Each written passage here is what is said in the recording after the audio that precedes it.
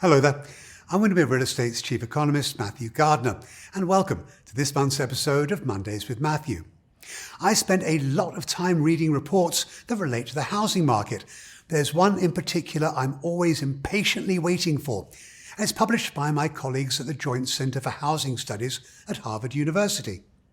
Every year, they release their State of the Nation's Housing Report, and it's packed full of fascinating data about the ownership and rental housing markets, demographics, and it also discusses the challenges that lay ahead. So today, I wanted to touch briefly on just a few of the report's high points, but I highly recommend you download it from their website. I'll share a link with you at the end of this video. As we all know, the for-sale housing market started softening in mid-2022 in response to rising interest rates and deteriorating affordability. What was particularly notable was that seasonally adjusted home prices fell month over month last July, and that was the first monthly drop in over a decade. And over in the rental market, asking rents, while still up year over year, also saw their pace of growth slow considerably. And that is a concern because, as you see here, multifamily construction continued to rise last year, even as rental demand was softening. In fact, 547,000 new multifamily units were started in 2022. That's the highest number since the mid-1980s.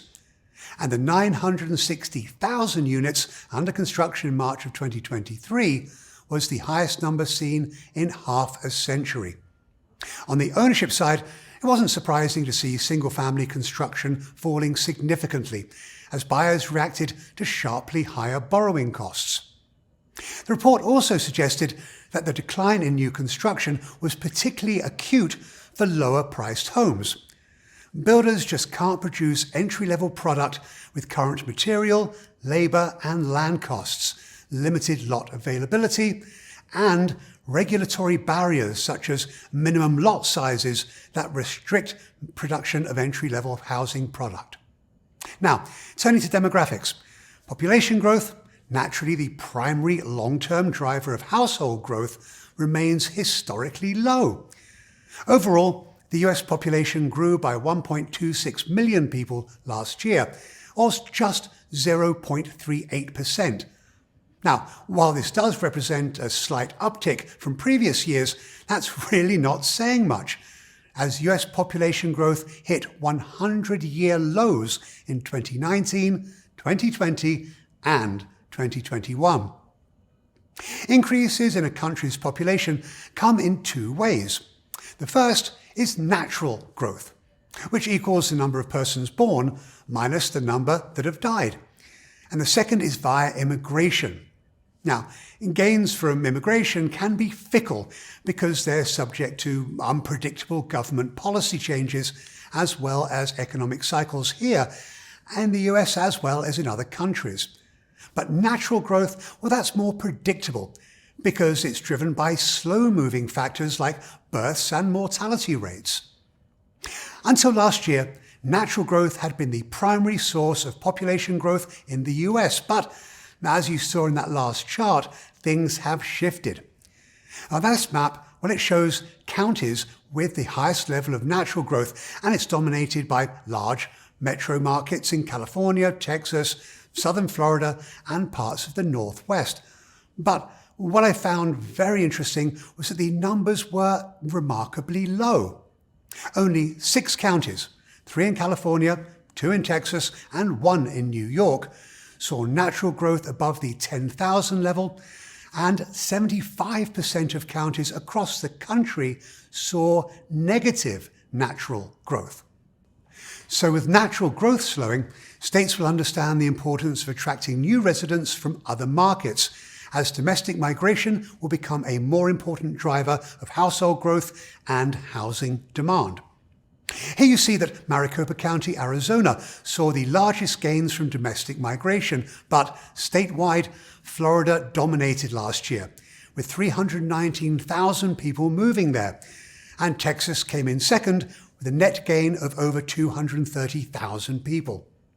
But on the other end of the spectrum, California was the biggest loser, with 343,000 people leaving, and this was followed by New York, who lost 300,000 residents.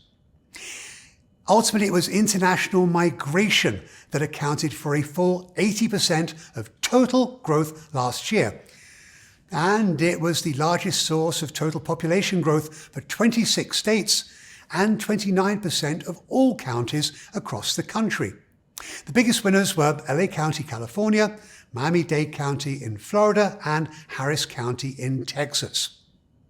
Now, these were just some of the highlights of the report, and the biggest conclusions that I found were that in the ownership market, supply will remain tight in the resale arena, and new construction will not fill that void, especially as it comes to entry-level product.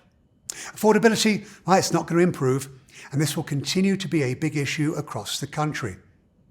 An oversupply of apartments coming online, well, that will further moderate rents, but renters will also find affordability to be a big concern. Demographic trends, well, they suggest that low domestic population growth going forward will lower new household formations, and it's quite likely that population and household growth will start to rely wholly on immigration far earlier than the government expects. So there you have it. As always, I'd love to hear your thoughts on this subject, so feel free to leave your comments below. Until next month, stay safe out there, and I'll see you all again soon. Oh, by the way, here's a link to the report. Bye now.